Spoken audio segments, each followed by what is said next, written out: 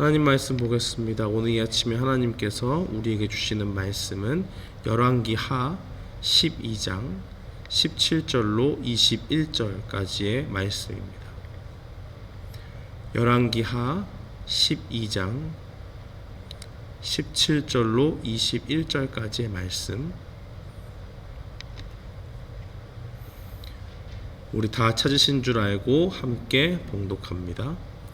그때에 아람 왕 하사엘이 올라와서 가드를 쳐서 점령하고 예루살렘을 향하여 올라오고자 하므로 유다의 왕 요아스가 그의 조상들 유다 왕 여호사밧과 여호람과 아하시야가 구별하여 드린 모든 성물과 자기가 구별하여 드린 성물과 여호와의 성전 곳간과 왕궁에 있는 금을 다 가져다가 아람 왕 하사엘에게 보냈더니 하사엘이 예루살렘에서 떠나갔더라. 요아스의 남은 사적과 그가 행한 모든 일은 유다 왕 역대 지략에 기록되지 아니하였느냐.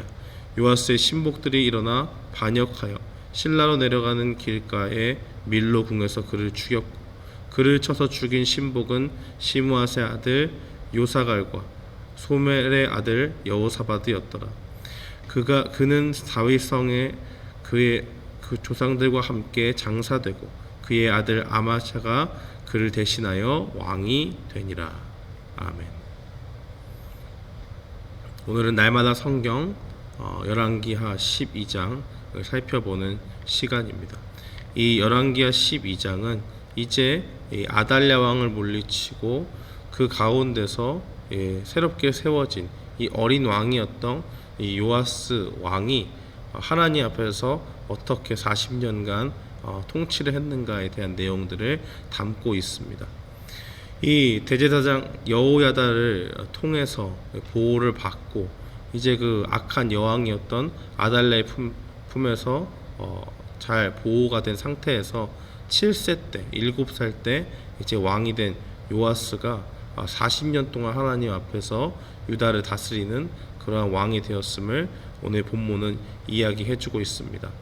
여호야다가 살아있는 동안에는 이 요아스 왕이 하나님을 잘 섬겼어요.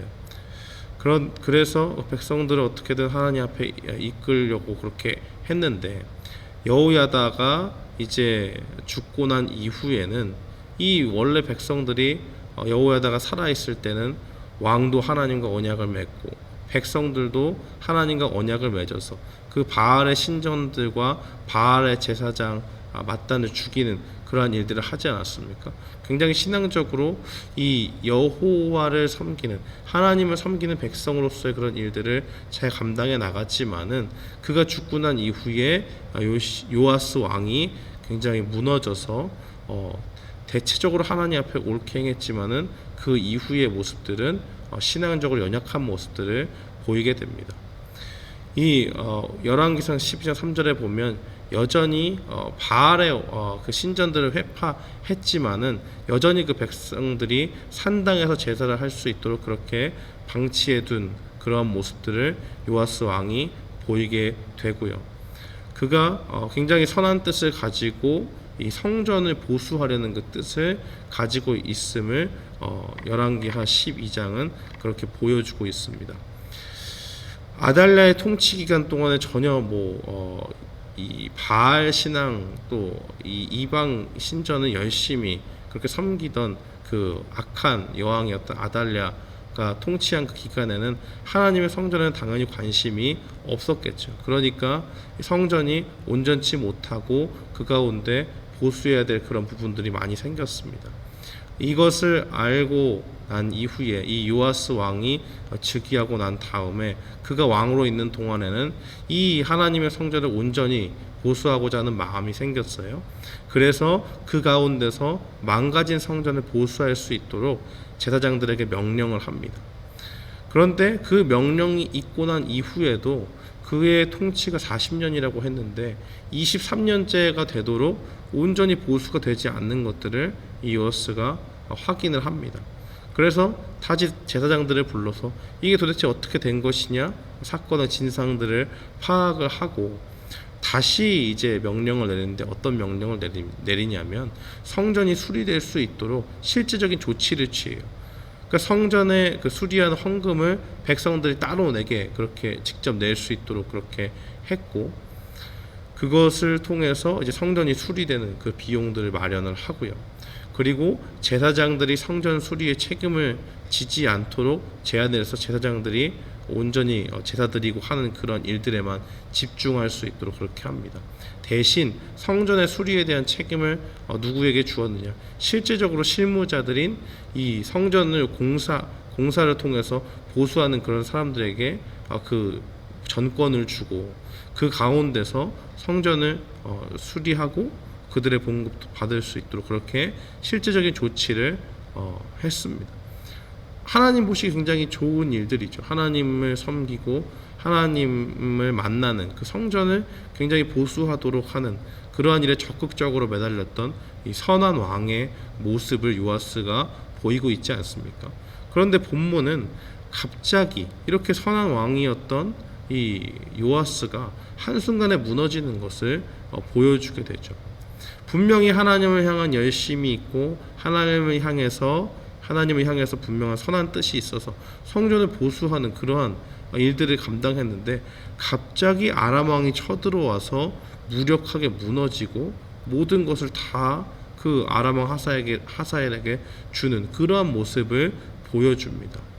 이러한 것들이 어떻게 된 것일까요? 오늘 이 열왕기하 12장에는 자세한 내막을 다루고 있지 않습니다만, 우리는 같은 내용을 다루고 있는 역대하 24장의 내용들을 살펴보면 그 내용들이 어떻게 되었는가, 이 그 중간에 생략된 일들이 무엇이 있었는가를 살펴볼 수가 있습니다. 이 역대하 24장 17절 이후의 내용들을 살펴보면, 이 요아스가 하나님을 잘 섬겼지만은 요아스가 죽은 후에 유다의 방백들의 말을 듣고 아세라와 목상과 우상을 섬겼다라고 그렇게 증거를 합니다. 근데 이것이 하나님 보시기 좋지 않으니까 하나님께서 이 일을 막으시려고 여호야다가 죽고 난 다음에 그의 여호야다의 아들이었던 이 제사장 스가랴를 통해서 분명한 경고를 합니다. 하나님의 뜻을 보여줘, 이렇게 하면 안 됩니다라고 그렇게 이야기하니까 그 말을 듣고 회개를 했으면 좋겠지만은 오히려 그렇게 하지 않고 스가랴를 죽이는 그러한 악행을 저지르게 되죠. 그래서 그 가운데 이 스가랴가 죽으면서 하나님께 이 모든 것을 신원하여 주시기를 위해서 그렇게 이야기를 하고, 스가랴가 죽기 직전에 한 말을 살펴보면, 너희가 어찌하여 여호와의 명령을 거역하여 스스로 형통하지 못하게 하느냐 하셨나니 너희가 여호와를 버렸으므로 여호와께서 너희를 버리셨느니라, 그렇게 이야기를 합니다. 그러니까 이 일이 있고 난 후에 스가랴가 죽고 스가랴가 하나님 앞에 죽으면서 이 모든 일들을 갚아주시기를 신원을 하고, 그 1년 뒤에 아람 왕 하사엘이 아주 적은 군대를 가지고 쳐들어옵니다. 그런데 하나님께서 이미 이 하사엘을 통해서 이 유다를 벌하시기로 결정을 하셨기 때문에 그들이 적은 군대임에도 불구하고 유다 왕이었던 이 요아스에게 아주 치명상을 입히는 그러한 일들이 벌어집니다. 이 군대가 쳐들어오니까 이걸 뭐 방비를 할 수가 없어서 이 성전에 바친 거룩한 물건들과 성전의 보물 창고의 금들과 모든 좋은 것들을 다 하사엘에게 바치고 하사엘이 돌아가는 그러한 일들이 벌어집니다. 그리고 역대하서 24장 24절은 이렇게 이것을 가리켜서 왜 이런 일이 일어났느냐라고 이야기할 때, 이 모든 것이 유다 사람들이 하나님을 버려서 아람 사람들을 통해서 하나님이 징벌하신 것으로 그렇게 기록하고 있습니다. 그리고 나서 여기서 이 전쟁 가운데서 이 아람의 공격을 받은 이 요아스 왕은 치명상을 입고 그의 신하 여호사밧에게 죽임을 당하는 그러한 비극적인 말로를 맞게 됩니다. 사랑하는 성도 여러분, 오늘 본문 말씀을 통해서 우리는 무엇을 깨달을 수가 있겠습니까?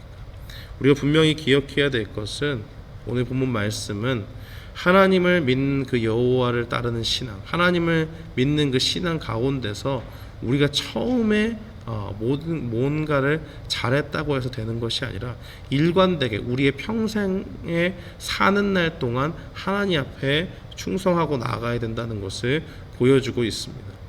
요아스는 분명히 하나님의 은혜 가운데서 하나님이 다윗에게 주신 그 다윗 언약의 신실함을 지키고자 하나님께서 그를 보호하시고 기적적으로 아주 갓난아기였던 그 6년의 세월들을 왕궁에서 이렇게 잘 보호를 받고 기적적으로 하나님 앞에 세움을 받지 않았습니까? 그가 세움을 입은 것도 그의 힘이 아니고 하나님의 은혜 가운데서 모든 것이 주어졌다라는 것을 우리는 분명히 볼 수 있습니다. 그러한 것에 감사해서 그랬던 것이었는지 이 제사장 여호야다의 가르침을 잘 받아서 그런 것인지 그가 하나님을 향한 열심이 있어서 성전을 보수하고자 하는 그러한 결단을 했다는 것은 누가 봐도 하나님 보시기에 선한 일이라는 것 분명히 우리가 볼 수 있습니다. 그러나 여호야다가 죽고 난 다음에 그가 어떤 사람들인지 모르지만 유다의 방백들의 말을 따라서 이 정확한 이름이 나와 있지 않지만 이 사람들의 성향은 무엇입니까? 하나님을 잘 따르는 그러한 신앙이 아니라 하나님 말고 이방 신들을 세우는 이 아세라 목상과 우상을 섬기도록 부추기는 그러한 일들을 했다고 역대하 24장 17절과 18절은 그렇게 증거를 하고 있습니다. 그러니까 분명히 선한 뜻을 가지고 하나님의 일을 시작했지만 그가 점점 인생을 살면서 그 중간중간에 다른 사람들의 이야기를 듣고 자기의 온전한 신앙을 지키지 못하고 다시 하나님을 섬기는 그러한 나라로 이렇게 돌이켜 놓은 이 상태에서 자기 자신이 먼저 아세라의 목상과 우상을 섬기는 그러한 우를 범했다라는 것을 분명히 볼 수 있습니다. 그 가운데서 하나님께서는 이 일이 잘못됐음을 분명히 고하셨지만 회개치 않고 그 가운데서 여전히 악을 행하고 하는 일들을 통해서 그의 말로가 아주 비참해진 것을 볼 수가 있는 것이죠. 그렇기 때문에 우리가 이 인생을 살아가면서 오늘 본문 말씀을 통해서 깨달을 수 있는 것은 무엇이냐? 한번 하나님을 따르기로 결심을 하고 주님 앞에 우리의 인생을 드렸다면 그 신앙을 버리지 않고 끝까지 지키고 나아가는 믿음이 우리에게 필요하다는 것을 분명히 보여주는 것입니다. 사랑하는 성도 여러분, 우리의 신앙이 날마다 하나님 앞에 있기를 소원합니다. 우리는 인생을 살아가면서 여러 가지 굴곡 가운데서 우리의 믿음이 흔들릴 때도 있습니다. 마치 이 요시야 왕이 자신의 영적인 멘토였던 이 여호야다가 죽고 난 다음에 그 신앙이 흔들렸던 것처럼 우리도 그러한 일들이 있을 수 있습니다. 그러나 그때에도 하나님은 이 여호야다가 죽고 난 다음에 스가랴를 통해서 하나님의 뜻을 보여주시죠. 그때 회개했다면 이런 일은 벌어지지 않고 그의 이 요아스 왕의 비참한 말로를 겪는다든지 아람 왕이 감히 적은 군대로 유다를 쳐들어온다든지 하는 그런 일들은 없었을 것입니다. 사랑하는 성도 여러분, 우리의 믿음을 위해서 우리는 기도해야 되고 그 가운데서 우리의 신앙이 우리의 인생에 사는 날 동안 온전히 하나님을 따르기로 결단하는 우리 모두가 되기를 축원합니다. 그래서 우리의 사는 날 동안에 하나님을 저버리지 않고 여러 신앙의 삶에서 어려움들이 있을 때마다 오히려 그 가운데서 하나님을 저버리는 것이 아니라 하나님께 더욱더 매달리는 일들을 통해서 또 우리가 잘못한 것이 있다면 누구든지 우리의 죄를 지적할 수 있고 그것을 듣고 하나님의 뜻 가운데서 하나님의 뜻으로 알고 회개하는 그 일들을 통해서 하나님을 온전히 섬겨 나가는 우리 모두가 되기를 주님의 이름으로 축원합니다. 아멘.